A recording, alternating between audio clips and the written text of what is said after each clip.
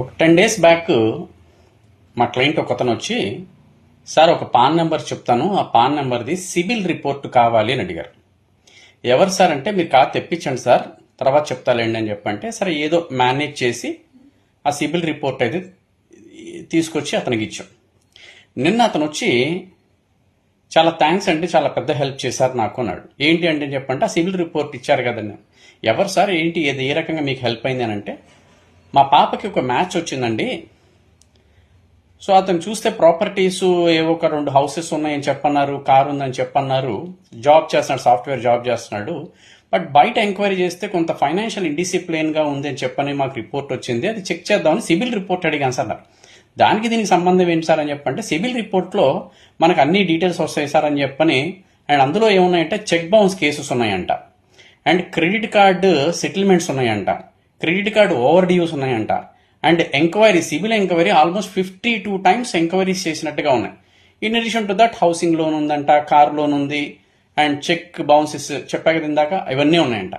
So ఇవన్నీ చూస్తే అతను ఎంత ఫైనాన్షియల్ ఇండిసిప్లినో తెలిసిందండి, కాబట్టి ఆ మ్యాచ్ని మేము క్యాన్సిల్ చేసుకున్నాము అని చెప్పన్నాడు.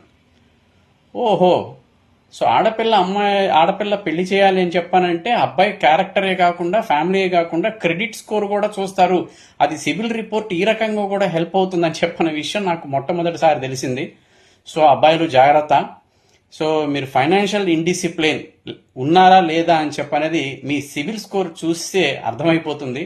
కాబట్టి మీకు పెళ్లిళ్ళు కావాలి అని చెప్పంటే, మీరు జాబ్లో ఎంత డిసిప్లిన్డ్గా ఉంటారో అదేవిధంగా మీరు ఫైనాన్షియల్ డిసిప్లిన్ కూడా ఉండాలి. సిబిల్ రిపోర్ట్ని ఈ రకంగా కూడా వాడుకోవచ్చు, ఈ రకంగా కూడా హెల్ప్ అవుతుంది. క్యారెక్టరే కాకుండా క్రెడిట్ స్కోర్ కూడా పెళ్లికి చూడాలి అని చెప్పన్న విషయం మొట్టమొదటిసారిగా నేను వింటున్నాను. చాలా బాగుంది కాన్సెప్ట్ కూడా. జనరల్గా బ్యాంక్స్లో చూస్తుంటాం, బ్యాంక్ వాళ్ళు బారోయర్గా ఏదైనా వస్తే కనుక లోన్ ఇవ్వాలా లేదా అని చెప్పంటే అతను ఫైనాన్షియల్ డిసిప్లిన్ చూడటం కోసం సిబిల్ రిపోర్ట్ వాడతారు. బట్ ఈ మ్యారేజెస్కి కూడా ఈ సిబిల్ రిపోర్ట్ని ఉపయోగించుకోవచ్చు అని చెప్పనేది చూస్తున్నా. ఈ మధ్య చాలా చోట్ల వింటున్నా, మెడికల్ రిపోర్ట్స్ చూస్తున్నారని చూసా కానీ, బట్ సిబిల్ రిపోర్ట్ అనేది మొట్టమొదటిసారి వింటున్నా. బట్ ఐడియా బాగుంది, కాన్సెప్ట్ బాగుంది. Thank you very much. So be careful friends, financial డిసిప్లిన్గా ఉండండి, సిబిల్ స్కోర్ని ఇంప్రూవైజ్ చేసుకునేట్టుగా చూసుకోండి. Thank you very much.